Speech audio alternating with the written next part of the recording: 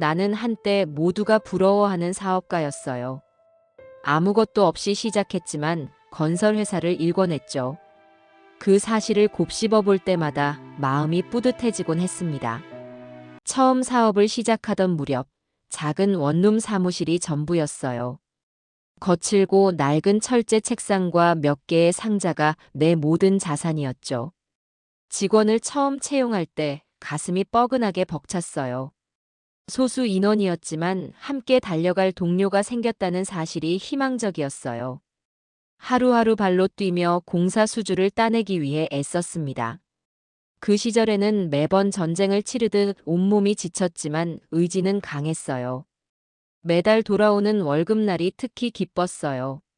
그래, 우리가 또 한 달을 버텼구나. 이 한마디가 스스로에게 큰 위안이었죠. 내가 월급을 줄 수 있다는 사실이 자부심이 되었어요.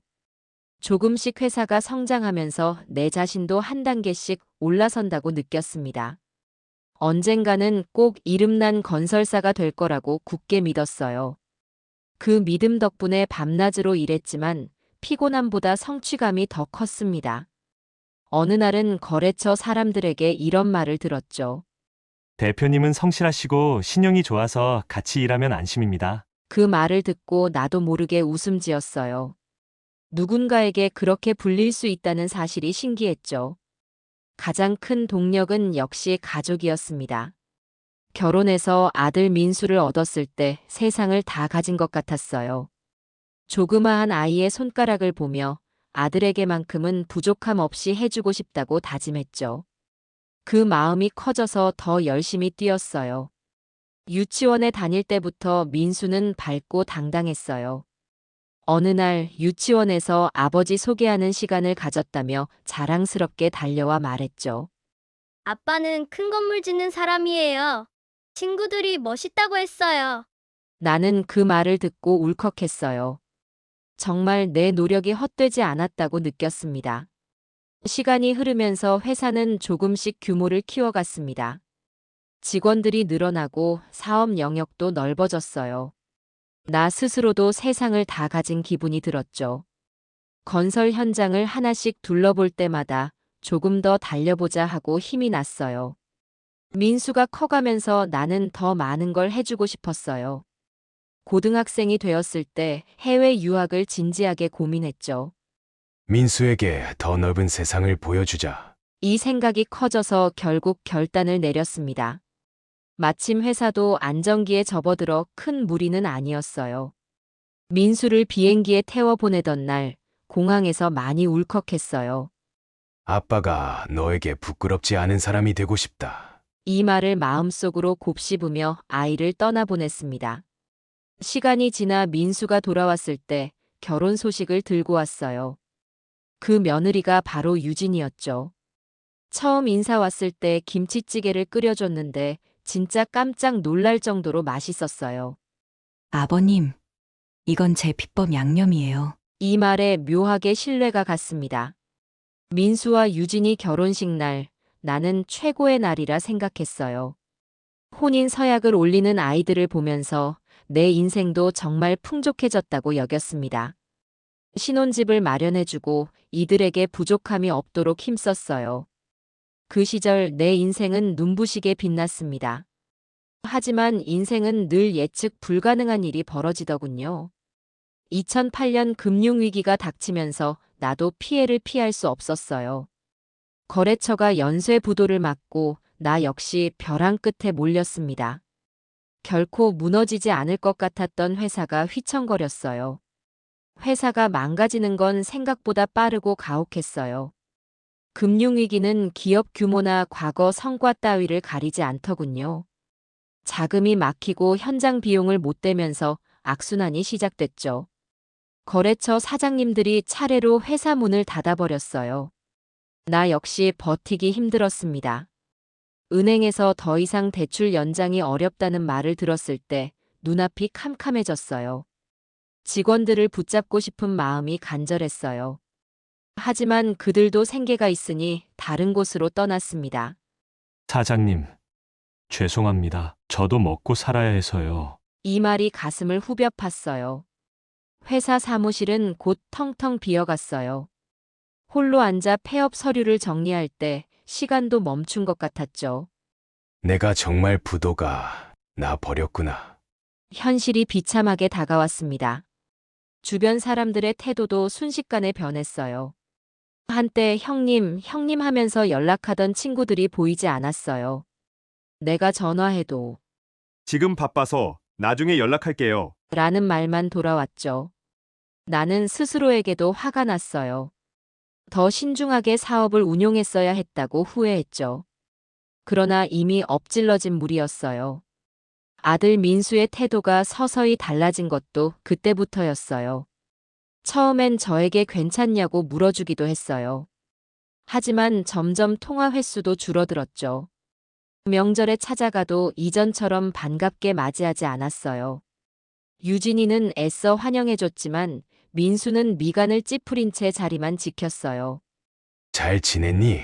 이 한마디에도 제대로 답하지 않아서 마음이 무거웠습니다. 한 번은 손자 학원비를 도와주려 했습니다. 민수야, 내가 조금이라도 보태줄까? 그러자 민수가 곧장 거절했어요. 괜찮아요. 저희가 알아서 할게요. 이 말에 나는 숨이 턱 막혔습니다. 이젠 내가 짐이 된 건가 싶었어요. 옛날엔 모든 걸 해주고 싶었던 아버지였는데 이제는 부담스러운 존재가 되어버렸죠. 주변 사람들도 부도낸 사업가라고 뒤에서 수군댔어요. 그 시선이 불편해서 밖에 나가기도 겁났습니다. 그래도 며느리 유진이는 달랐어요. 종종 전화를 해주고 아버님, 제 김치찌개라도 자주 드세요. 라고 말하곤 했어요. 혹시나 하고 집까지 반찬을 가져다 줄 때도 있었어요. 아버님, 날도 추운데 몸은 괜찮으세요? 그렇게 묻는 며느리가 고마웠어요. 그 맛있는 김치찌개를 먹을 때마다 마음이 좀 풀렸습니다. 어쩌면 그게 나를 붙드는 마지막 끈이었을지도 몰라요. 회사가 무너진 뒤에는 집 한켠에서 술로 시간을 때우는 날이 늘어났어요. 친구들도 연락을 끊고 아들은 거리를 두니 더 외로웠죠. 집도 결국 줄여야 했어요. 살던 아파트에서 나와 원룸으로 이사했는데 이 상황이 참 서글펐습니다. 처음 사업을 시작했던 그곳으로 되돌아간 느낌이었어요. 내가 다시 여기에 서 있구나. 그렇게 현실과 싸우며 버티던 어느 날 유진이에게 전화가 왔어요. 아버님, 혹시 내일 저녁에 시간 되세요? 나는 얼떨결에 물었어요. 왜? 무슨 일이니? 유진이가 부드럽게 대답했죠. 저희 집에 오셔서 김치찌개 드시면 어떨까요? 그 말을 듣고 마음이 살짝 따뜻해졌습니다. 민수도 같이 있겠지. 그런 걱정이 들었지만 내심 가족끼리 식사를 하고 싶었어요. 그래, 고맙구나. 내가 선물이라도 조금 준비해 갈게. 이렇게 대답한 뒤 오랜만에 설렘 같은 감정이 번졌어요. 다음 날 아침 시장에 들러 과일 바구니를 샀어요. 민수나 손자가 좋아할 만한 과자도 몇 봉지 골랐습니다. 돈이 넉넉하지 않았지만 빈손으로 가기는 싫었어요. 그래서 소소한 것이라도 챙겨가야 한다고 생각했지요. 저녁 시간이 되어 아들의 집 문을 두드렸어요. 유진이가 밝은 얼굴로 반겨줬습니다. 아버님, 추우셨죠? 어서 들어오세요. 그 말에 괜히 울컥했어요. 거실에 들어섰는데 민수가 식탁에 앉아 있었어요. 표정이 딱딱해 보이자 마음이 조마조마했어요. 일부러 더 밝은 목소리로 인사했죠. 민수야, 오랜만이구나. 잘 지냈니? 민수는 잠깐 고개만 끄덕였어요. 유진이가 부엌에서 말했어요. 아버님, 금방 김치찌개 끓여서 내올게요. 나는 식탁 의자를 잡고 앉으려 했습니다. 그 순간 민수가 벌떡 일어섰어요. 왜 오셨어요? 차가운 말투가 귓가를 때렸어요. 누가 오라고 했죠? 민수의 눈빛이 날카롭게 흔들렸어요. 나는 깜짝 놀라 말문이 막혔습니다. 유진이가 초대해서 식사하러 온 거야. 민수는 콧방귀를 뀌는 듯한 얼굴이었어요. 아버지, 도와주지도 못하면서 밥만 얻어먹으러 오신 건가요? 가슴이 철렁 내려앉았어요. 유진이가 급히 달려왔어요. 민수야, 왜 이래? 아버님 오셨으면 같이 밥 먹으면 되잖아. 하지만 민수는 더 거칠게 소리쳤습니다. 당신이 불렀어? 내가 얼마나 스트레스 받는지 알면서 이런 자리를 왜 만들었어? 유진이 눈에 눈물이 그렁그렁 맺혔어요. 민수야, 그냥 가족이랑 식사 한번 하려고 한 거잖아. 민수는 씩씩거리며 나를 가리켰어요.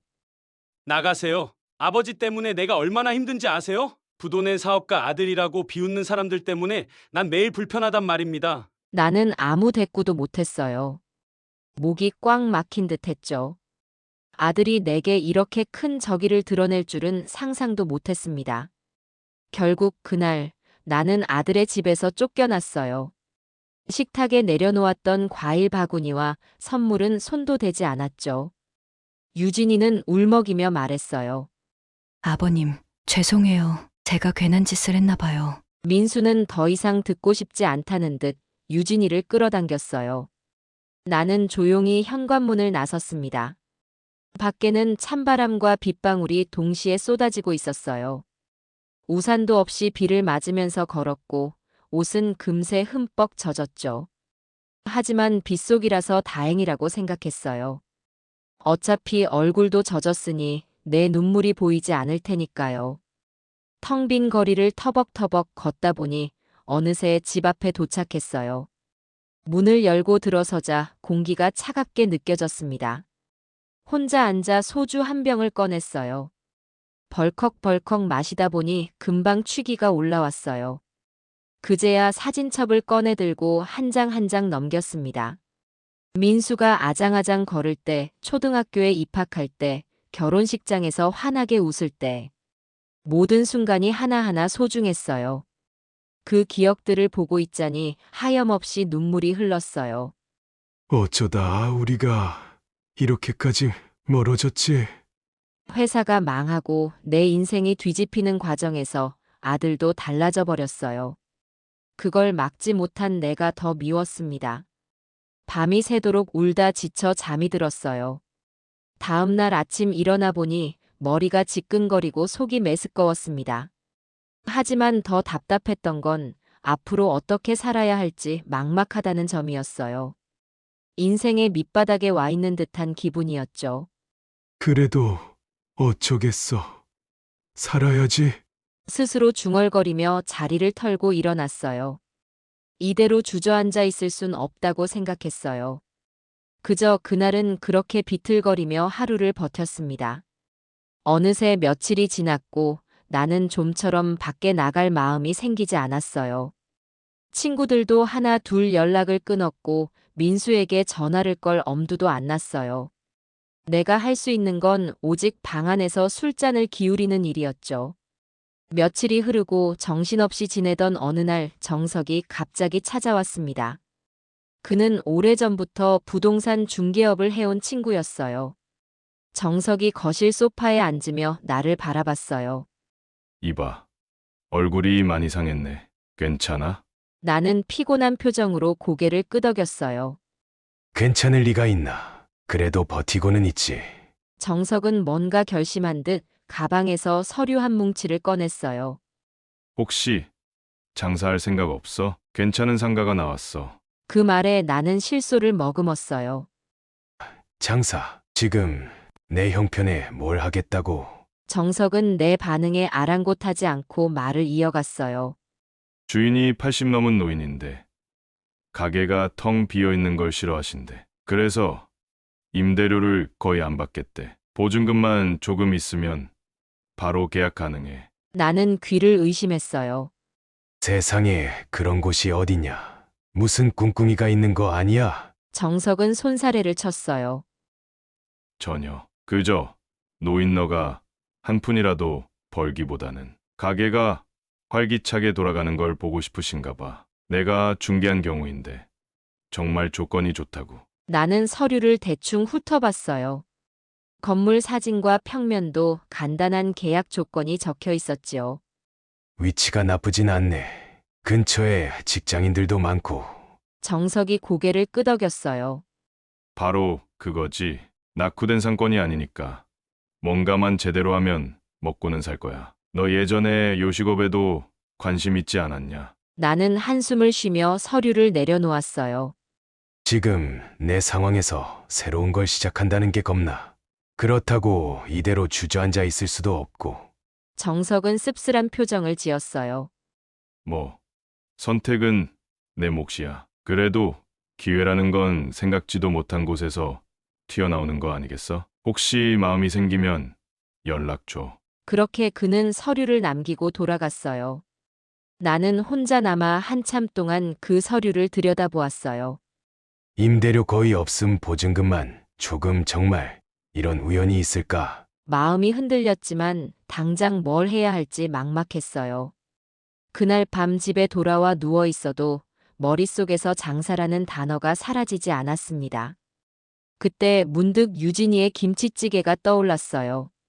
정말 그 맛은 특별했는데. 나는 벌떡 일어나 휴대폰을 들었어요. 망설임이 컸지만 결국 전화를 걸었죠. 유진아, 나랑 잠깐 만날 수 있을까? 내 목소리가 떨려서인지 유진이도 놀란 기색이었어요. 네. 괜찮아요. 일시나 장소는 아버님 편하실 때 알려주세요. 그 순간 나는 왠지 모를 용기가 샘솟았어요. 그래. 내게도 다시 기회가 올지 누가 알아? 한번 부딪혀보자. 며칠 후 나는 유진이를 아들 민수 모르게 조용히 만났어요. 도심의 작은 카페에서 서로 얼굴을 마주보며 앉았지요. 유진이는 나를 보자마자 고개를 숙였어요. 아버님, 정말 죄송해요. 지난번에 민수가 너무 심했죠. 나는 그녀의 손을 살짝 잡았어요. 아니다. 너의 잘못이 아니야. 오히려 너가 나 걱정해주는 게 얼마나 고마운지 몰라. 유진이는 미안해하는 표정이었어요. 나는 더 이상 자책하지 않도록 조심스레 말을 꺼냈어요. 유진아, 오늘은 내가 부탁할 게 있어서 부른 거야. 너의 김치찌개 있잖니? 진짜 맛이 최고지. 유진이는 그 말에 쑥스러운 듯 웃었어요. 사실 별거 아니에요. 그냥 제가 어릴 때부터 익숙하게 만들던 방법이라. 나는 고개를 가로저었어요. 아니야. 난 그렇게 생각 안 해. 유진이 김치찌개는 특별해. 세계 어디에도 없다고 난 확신해. 유진이는 눈이 둥그레졌어요. 나는 침을 삼키며 이어서 말했습니다. 그래서 말인데, 그 김치찌개로 식당을 열면 어떨까? 비법은 너가 알려주고, 가게 운영은 내가 할게. 수익은 반반 나누고. 유진이는 한동안 말을 잇지 못했어요. 식당이라뇨. 제가 할 수 있을까요? 게다가 남편이 알면 반대할 게 뻔한데. 나는 애써 웃으며 이야기를 계속했어요. 당분간 비밀로 하면 되지. 민수가 화낼 수도 있지만, 난 이제 다시 시작하고 싶어. 그리고 너가 돕는다면 충분히 승산이 있을 것 같아. 유진이는 고민 어린 표정을 지었어요. 나는 계속 그녀를 설득했어요. 내가 요리 경험은 없지만 너한테 비법을 제대로 배워서 열심히 해볼 생각이야. 너도 일하면서 조금씩 삶의 활력을 찾을 수 있지 않겠니? 유진이는 깊은 한숨을 내쉬더니 작게 고개를 끄덕였어요. 아버님이 그렇게 원하신다면 저도 한번 해볼게요. 대신 절대 남편한테 들키면 안 돼요. 그 사람 요즘 예민해서 알면 또 큰 싸움이 날 거예요. 나는 안도하며 기쁘게 웃었어요. 고맙다, 유진아. 사실 내가 요새 정말 막막했거든. 근데 그 김치찌개만 생각하면 희망이 보이더라. 그렇게 우리는 조용히 손을 잡고 약속했습니다. 민수에겐 비밀로 하자. 잘 될 때까지는 조심스럽게 진행하자. 이후 유진이는 시간 날 때마다 나를 만나 본격적으로 레시피를 알려주었어요. 김치의 숙성도, 육수 내는 방법, 고춧가루와 된장 배합 비율, 불 조절 등 하나하나 직접 눈으로 보고 배우니 머릿속에 착착 들어왔습니다. 나는 식당 오픈 준비에 모든 열정을 쏟았어요. 정석이 소개한 상가를 계약하고 최소한의 인테리어만 하기로 했죠. 간판은 할아버지의 김치찌개라고 정했고 컨셉은 푸근하고 정겨운 이미지를 살리기로 했어요. 주문서, 테이블, 의자 등도 저렴하지만 깨끗하게 구비했지요. 내게 남은 자금은 많지 않았지만 그래도 이 정도 작은 시작이라면 해볼 만하다고 믿었어요. 그날부터 새벽 일찍 일어나 식자재 시장을 돌았고 유진이가 알려준 육수 비법을 복습하듯 떠올렸어요. 멸치와 다시마를 먼저 끓이고 어느 시점에서 건져내야 한다. 그 뒤에 사골 육수를 조금씩 섞으면 맛이 깊어지지.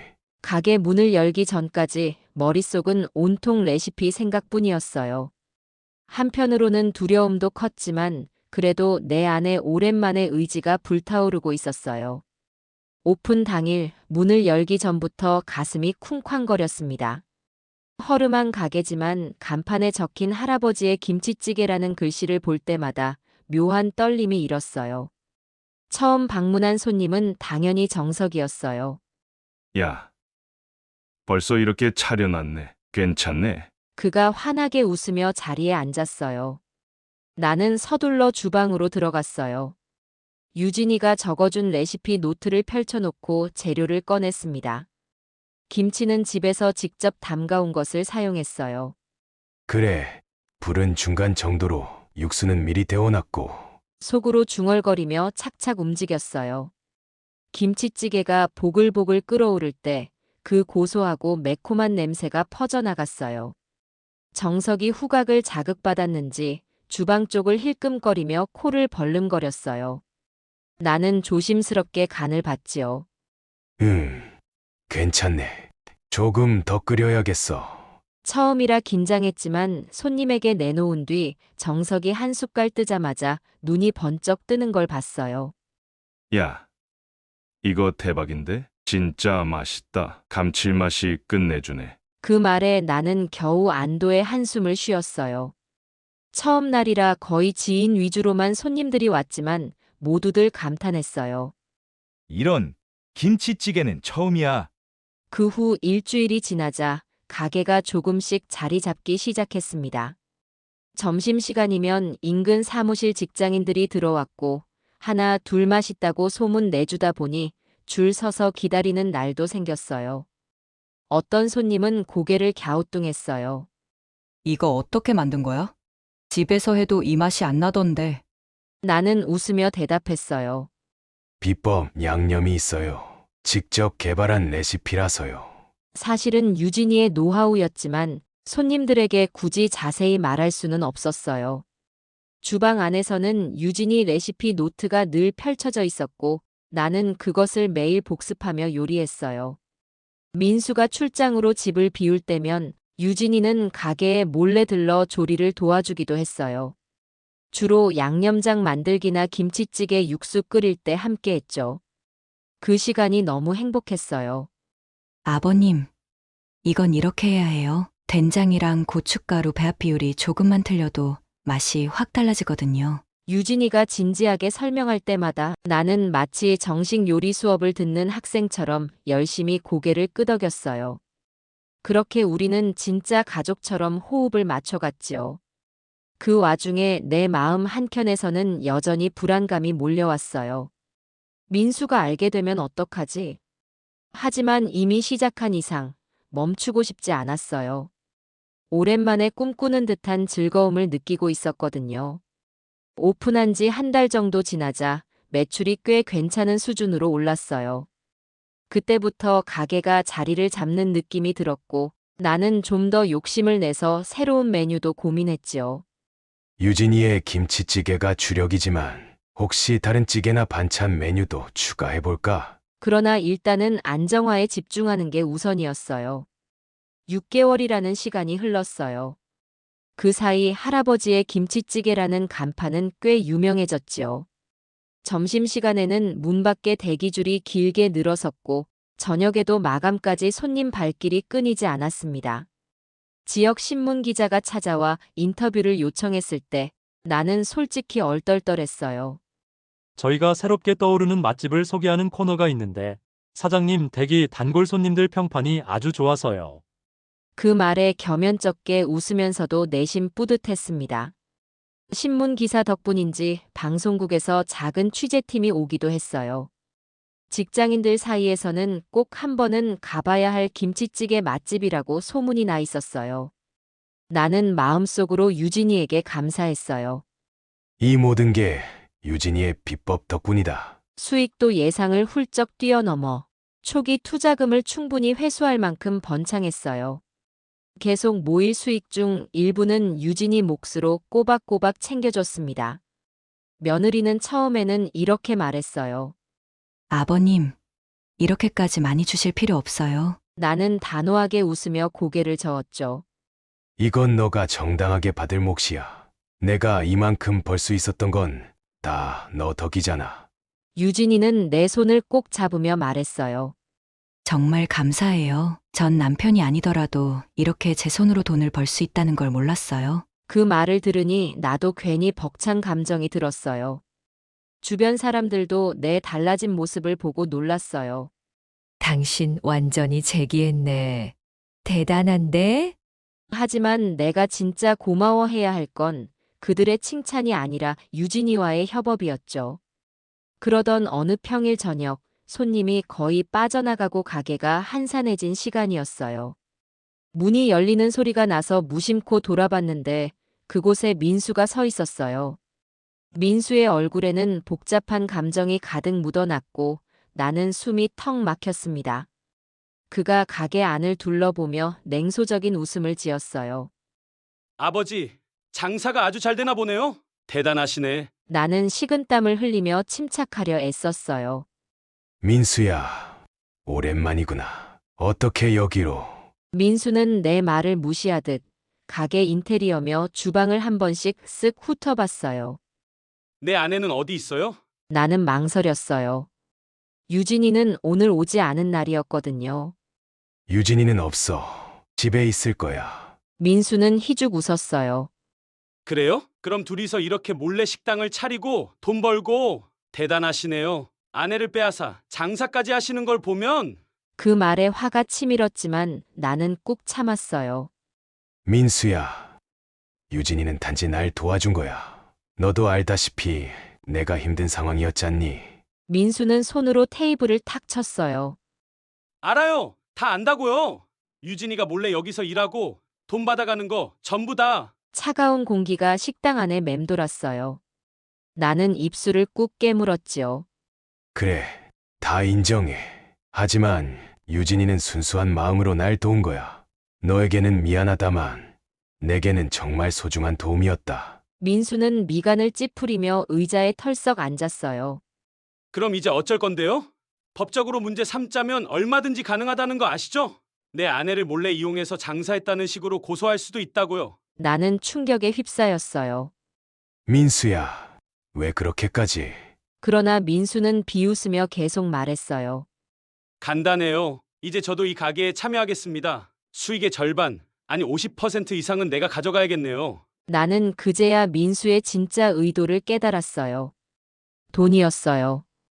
그는 회복된 내 경제력을 보곤 자신도 한몫 챙기려 한 거죠. 민수는 메뉴판을 들춰보며 희죽거렸어요. 메뉴가 단순하네. 김치찌개 하나로 이렇게 벌 줄 알았으면 진작 나도 뛰어들 걸 그랬네. 나 김치찌개 한 그릇 내와봐요. 그 순간 지난날 내가 아들 집에서 쫓겨나던 기억이 떠올랐어요. 가슴이 시큰거렸고 동시에 분노가 차올랐습니다. 도저히 참을 수가 없었어요. 너 내 말 똑똑히 들어. 난 너한테 정말 실망했어. 한때는 너가 내 자랑이고 전부인 줄 알았어. 사업이 무너졌을 때 내가 얼마나 외롭고 괴로웠는지 아니? 그때 너는 내가 찾아가도 문전박대를 했고 밥 한 끼 함께 먹기도 꺼려했지. 내 마음이 어떻게 무너졌을지 생각이나 해봤니?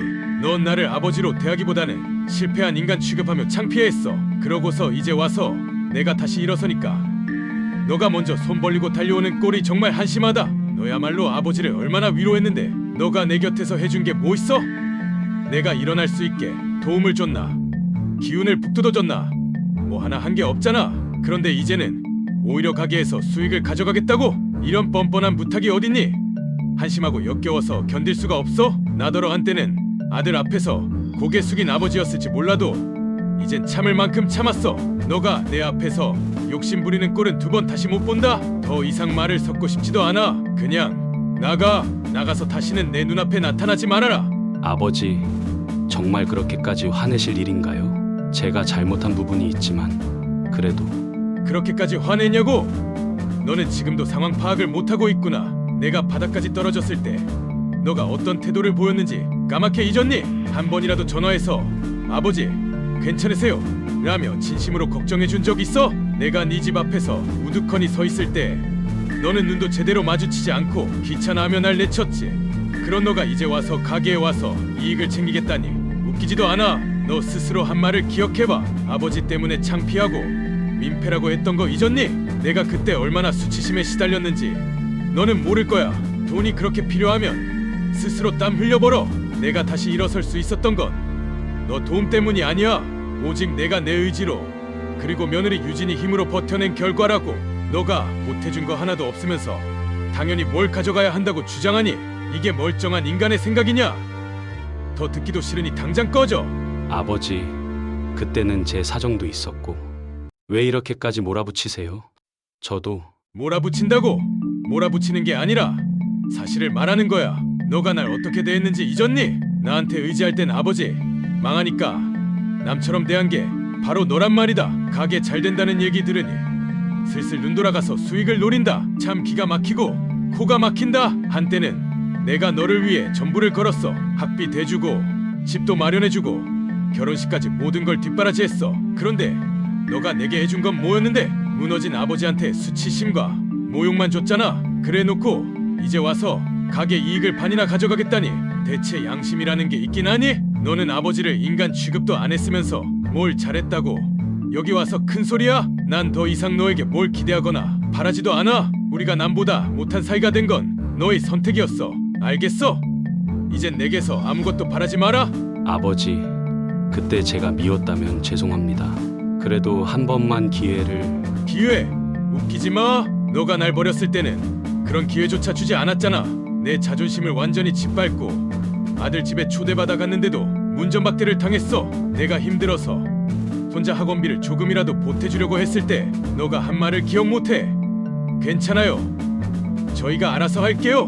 너의 태도가 얼마나 날 철저히 짓눌렀는지 알아? 이젠 정말 역겨워서 더 이상 얘기하고 싶지 않다. 너가 진심으로 사죄해도 벌써 늦었어. 넌 내게 상처만 남겼고 모든 걸 부정했으니까 돈만 보이는 네가 무슨 자격으로 이 식당에 와서 큰 소리를 치는지 이해가 안 돼. 나한테 바라는 게 있으면 그 마음 자체를 버려.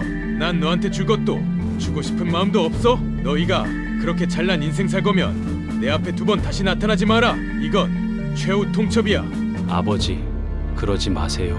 저도 정말 후회하는 부분이 있고. 후회? 늦었다. 나는 더 이상 너가 하는 말에 아무런 감흥이 없어. 그동안 얼마나 괴롭고 비참했는지 너가 상상이나 해봤어? 사람을 완전히 무시했으면서 이제 와서 후회 한 조각 꺼내놓으면 다 해결될 것 같아? 어림없어. 너가 나를 부끄러워했듯이 이젠 내가 너를 부끄러워해? 가게 잘 된다고 달려와 손 벌리고 법적으로 문제 삼겠다며 협박까지 하는 너를 어떻게 다시 받아들여? 피 한 방울 섞인 아들이라고 다 용서받는 시대는 지났어. 나는 이미 인내심의 한계를 넘었고 너가 날 어떤 식으로 설득해도 돌아갈 길은 없어. 당장 나가. 내 삶에서 영영 떠나버려.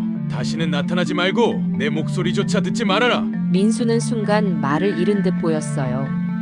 자신의 말을 그대로 돌려받은 상황이니까요. 잠시 허둥대더니 결국 아무 말 없이 가게 문을 열고 나가버렸어요. 매캐한 공기가 식당 안을 맴돌았어요. 손님들이 하나둘 떠난 뒤 남아있던 국그릇과 밥그릇이 어지러이 놓여 있었지만 지금은 치울 기운도 없었어요. 문득 나중에 유진이에게 이 사실을 어떻게 말해야 할까 하는 걱정이 머리를 스쳤습니다. 조용히 가게 불을 끄고 문을 닫았어요. 거리의 가로등 불빛이 어두운 길바닥을 푸른빛으로 비추고 있었지요. 지금부터 어떻게 해야 하지? 나는 허탈함과 쓸쓸함이 뒤섞인 마음으로 천천히 집으로 걸어갔어요. 집에 도착하자 현관문을 열고 들어서는 순간 기운이 쭉 빠졌습니다. 아무도 없는 거실, 조용한 공기. 도저히 잠이 올 것 같지 않아 옷도 갈아입지 않은 채 소파에 몸을 던졌어요. 눈을 감아보았지만 온갖 후회와 분노, 그리고 슬픔이 교차하며 머릿속을 떠나지 않았습니다. 결국 새벽 무렵이 되어서야 잠깐 눈을 붙였고 다시 아침이 밝자 무거운 몸을 끌고 일어났어요. 그래도 가게 문은 열어야지. 장사는 계속해야 하니까. 자포자기하는 마음이 들다가도 그래도 식당이 내 마지막 희망이라는 생각이 들었습니다. 다음 날 이른 오전 가게에 도착했어요. 문을 여니 밤사이 가게 안 공기가 차가웠어요. 환기를 위해 창문부터 열고 주방에 가스불을 켰습니다. 김치와 육수를 확인하려는데 손이 덜덜 떨렸어요. 아직 어젯밤 충격에서 완전히 벗어나지 못했나 봅니다. 하지만 돌아가는 사람들 삶은 멈추지 않아요. 곧 점심시간이 되자 평소처럼 손님들이 찾아오기 시작했습니다. 사장님, 어제도 맛있게 먹고 갔는데 오늘도 잘 부탁해요. 환하게 웃으며 주문하는 단골 손님의 목소리가 들리자 나도 힘을 내서 주방에 들어갔어요. 김치찌개 냄비에서 뜨거운 김이 모락모락 올라왔습니다. 바글바글 끓어오르는 소리를 들으니 조금씩 마음이 진정되는 기분이었어요. 그래. 적어도 지금 여기 있는 손님들에겐 가장 맛있는 찌개를 내줘야겠지. 서둘러 재료를 꺼내고 양념을 맞추기 시작했어요. 육수는 어제보다 조금 더 진하게, 고기는 기름기가 적당히 있어야 맛이 깊고. 유진이가 알려준 레시피 노트를 다시 떠올렸습니다. 어느새 주문이 폭주했고 정신없이 움직이다 보니 오후가 훌쩍 지났어요. 한꺼번에 몰려온 손님을 모두 응대하고 나니 땀범벅이 돼서야 가게 한켠에 앉을 수 있었습니다. 물 한 잔 들이키고 헛헛하게 숨을 고르던 순간 휴대폰이 울렸어요. 화면에 찍힌 이름은 유진이었어요. 나는 심장이 쿵 내려앉았죠. 어떻게 말을 꺼내야 하지? 어젯밤 일 다 들었으려나? 전화를 받으니 유진이가 차분한 목소리로 물었어요. 아버님, 괜찮으세요? 민수가 가게에 다녀갔다고 들었어요. 나는 한숨을 쉬며 대답했어요. 그래, 왔었어. 많이 험한 말이 오갔고 결국 그 아이를 내쫓아버렸어. 유진이는 잠시 침묵하다가 작게 은졸였어요. 그래서 민수는 지금 집에 와 있어요. 아버님이랑 크게 싸웠다고 난리를 쳤어요. 나는 착잡한 표정으로 휴대폰을 바라봤어요. 뭐라고 하니? 유진이는 깊은 숨을 내쉬고 나지막하게 이야기했어요. 가게에서 큰 소리로 다투다가 쫓겨났다면서 자기가 분하게 당했다고 하더군요. 이젠 가정 다 내팽개치고 당신 사업에만 정신 쏟는 아버지라고요. 나는 입술을 꽉 깨물었어요. 도대체 내가 뭘 잘못했는지 모르겠구나. 내가 힘들 때는 외면해놓고 이제 와서 돈 얘기만 하니까 도저히 참을 수 없었어. 유진이는 눈물을 삼키는 듯한 목소리였어요. 아버님, 저도 잘 알아요. 민수가 요즘 점점 괴팍해지고 돈에 대한 집착이 커졌다는 걸요. 그래도 제가 남편이니까 잘 설득해 보려고 했는데 점점 어려워지고 있어요. 나는 한동안 아무 말도 못했어요. 통화 너머에서 유진이의 억울함과 서글픔이 고스란히 전해졌습니다. 마음 한편으로는 미안했지만 동시에 더 이상 양보하면 안 된다는 생각도 들었어요. 유진이가 조심스럽게 물었어요. 아버님, 혹시 제가 지금 가게로 갈까요? 조금만 뵙고 이야기 나누면 좋겠어요. 나는 다급히 캘린더를 들여다봤어요. 저녁 손님 예약이 여러 건 잡혀 있긴 했지만 그래도 잠깐쯤이라면 시간을 낼 수 있을 것 같았어요. 좋아. 원래 오늘 좀 일찍 문 닫고 이야기하자. 유진이는 고맙다고 했고 전화가 끊어졌어요. 나는 다시 한번 깊이 호흡을 가다듬고 남은 점심 장사를 처리했어요. 밤이 되어 가게 문을 닫고 나니 어느새 시간은 9시를 넘겼습니다. 하루 종일 분주하게 움직였음에도 몸보다는 마음이 더 피곤했어요.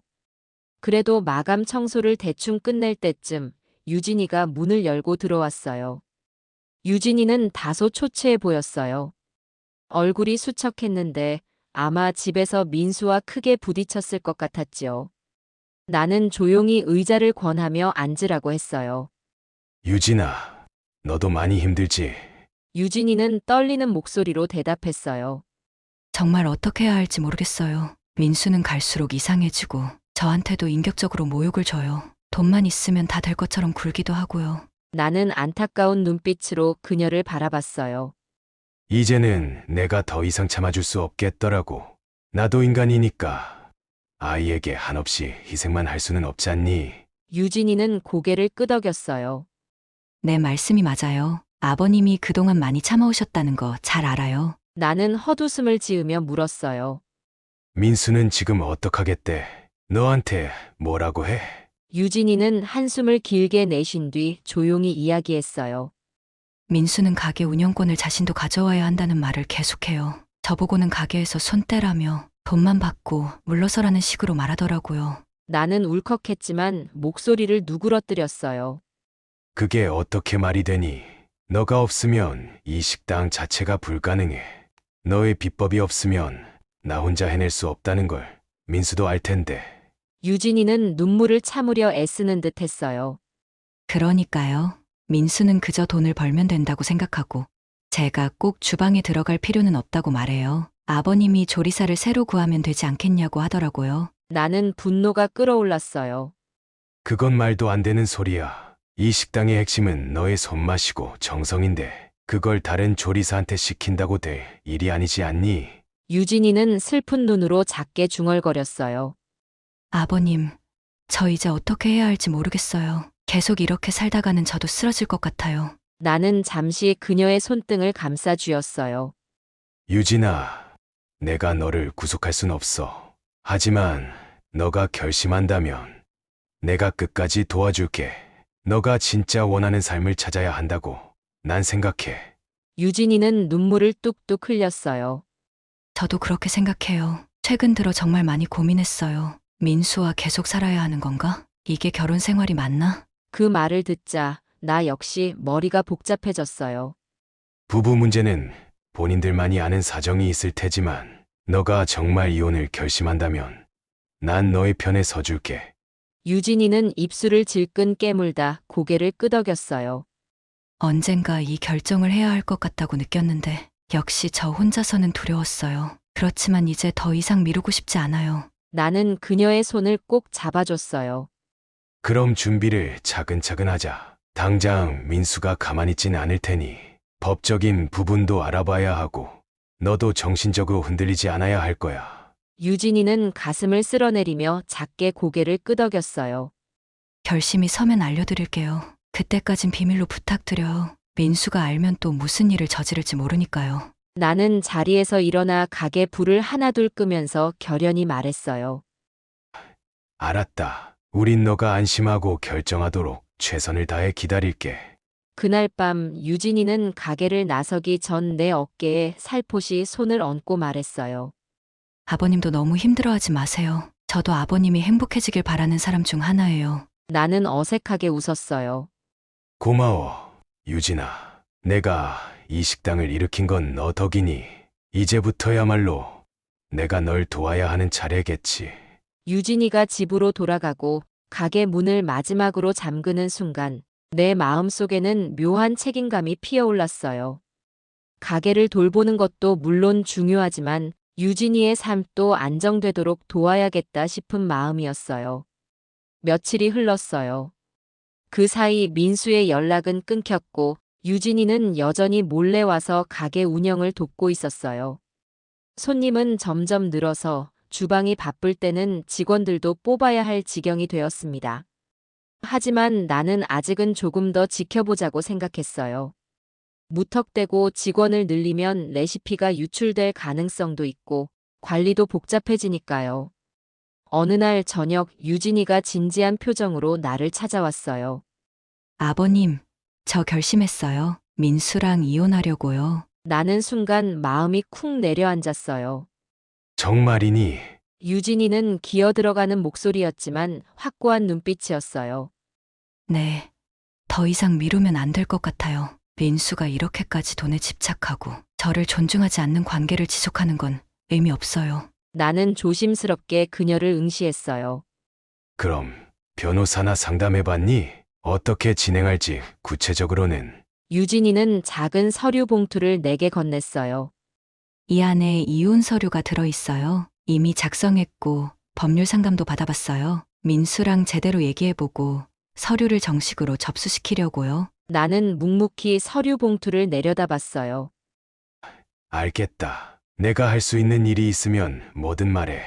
어렵겠지만 너가 하려는 일이니 내가 막진 않을게. 유진이는 긴장된 얼굴로 살짝 웃었어요. 정말 감사해요, 아버님. 사실 제가 이 문제로 많이 고민했는데 아버님이 계셔서 다행이라는 생각이 들어요. 나는 그녀에게 담담히 말했어요.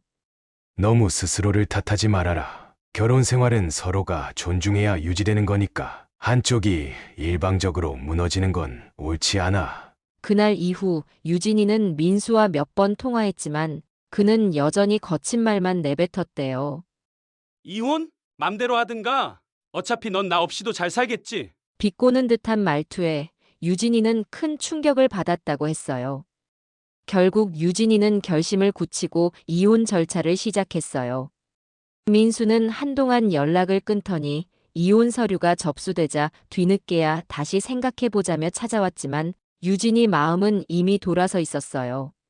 시간이 흐르고 이혼이 성립되던 날 유진이는 가게로 찾아와 한참을 울었어요. 나는 그녀가 울 수 있게 내버려뒀어요.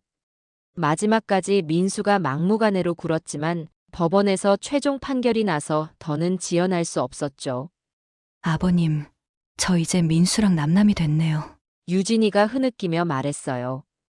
나는 부드럽게 그녀의 등을 쓰다듬었어요. 마음 많이 아플 거야. 그래도 넌 널 존중하는 길을 선택한 거라고 나는 믿는다. 유진이는 닦아도 눈물이 멈추지 않는 것처럼 보였어요.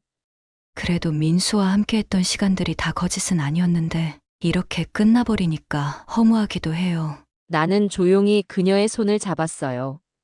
유진아, 지나간 시간도 너의 인생의 일부야. 그걸 다 부정할 순 없겠지만 앞으로 더 나은 길이 있을 거야. 그날 밤 우리는 문을 일찍 닫고 조촐하게 소주 한 잔 기울였어요. 서로 말없이 컵을 부딪히면서 지난 시간들의 무게를 가만히 떠올렸습니다. 이혼 이후 유진이는 더욱 가게 일에 매진했어요.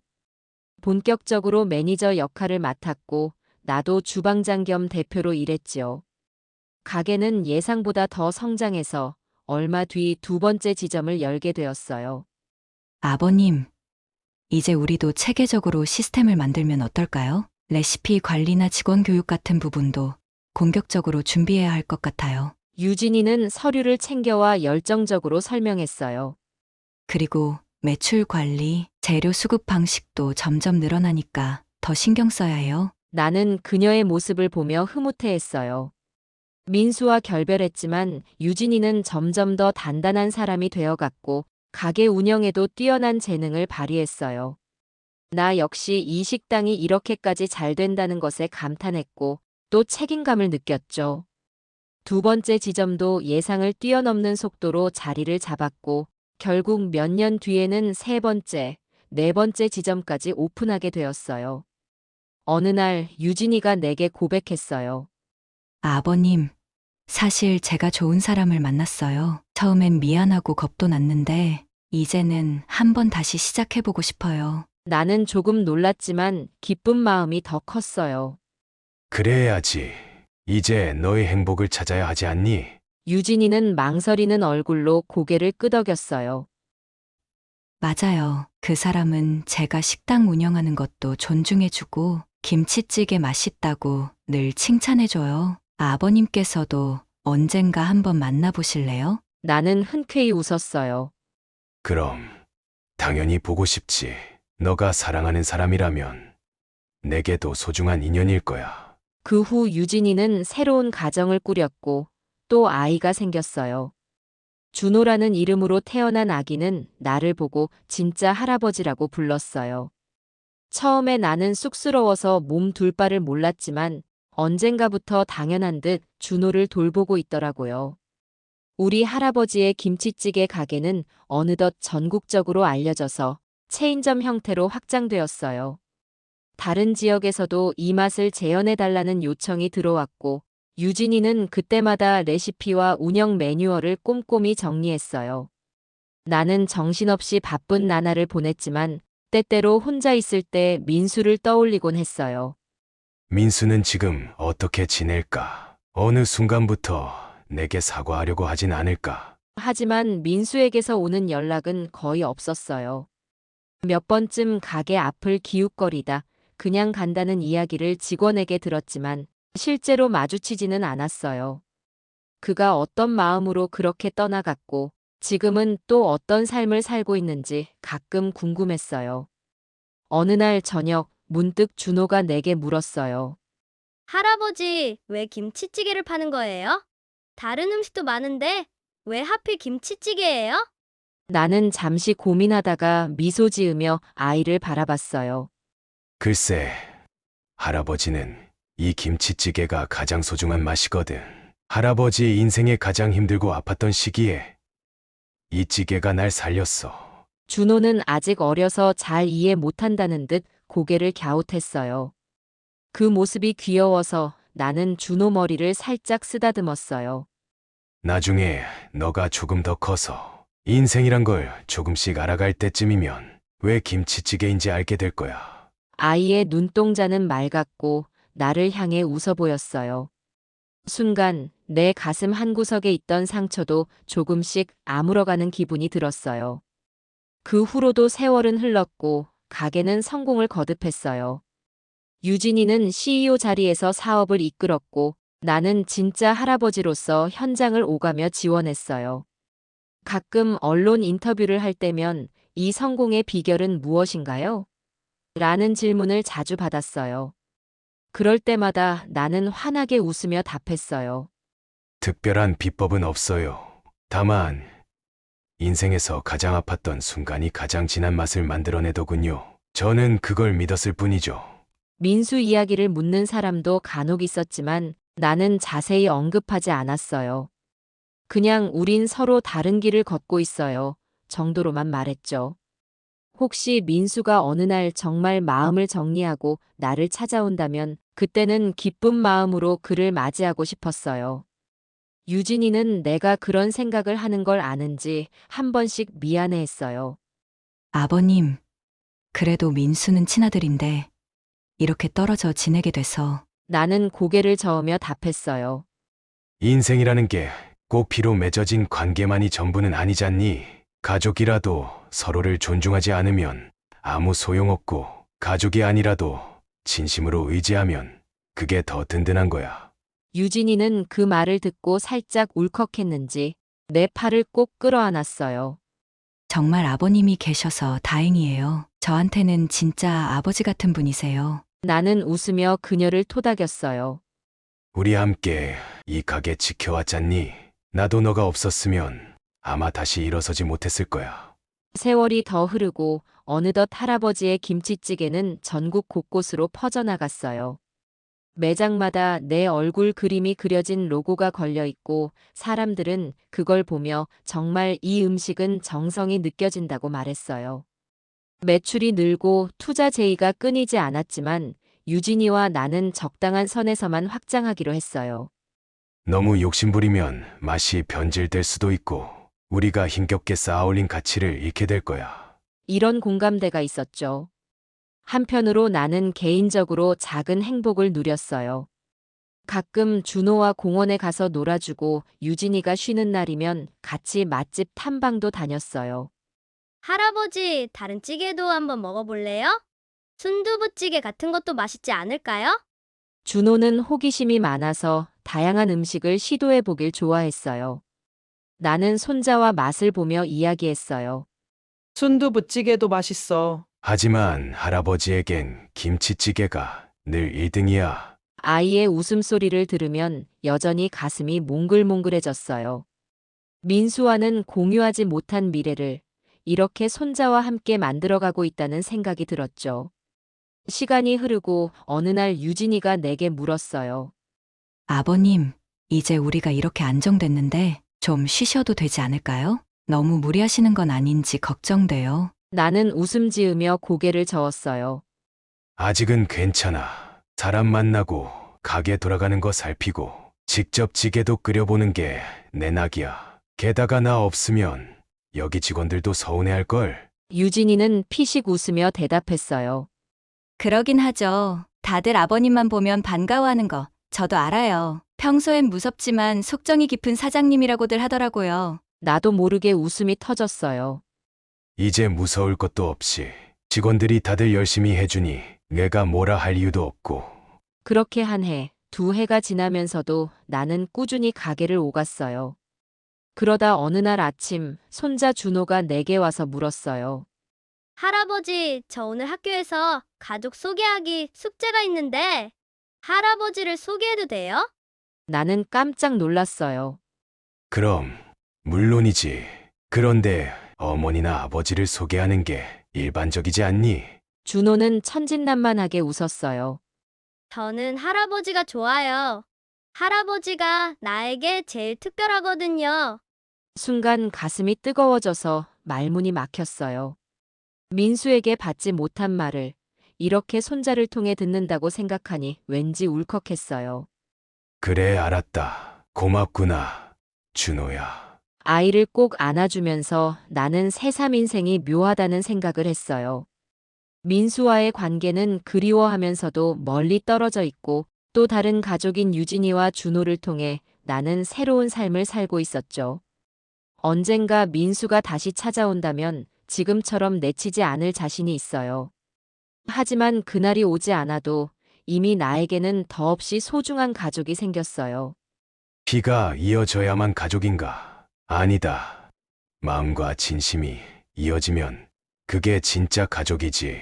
물론 민수와 내가 언젠가 더 좋은 모습으로 재회할 수 있을지도 모르죠.